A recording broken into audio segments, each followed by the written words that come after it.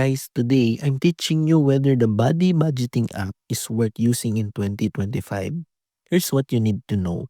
Buddy offers a visually striking, user-friendly interface with customizable budgets, expense tracking, shared wallets, network overview, and multiple account support for free.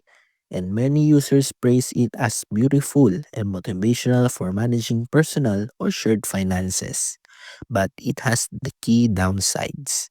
Bank syncing via Plate is unreliable, no browser or desktop version, and support is often unresponsive. Even paying users report being ignored when facing issues syncing across devices.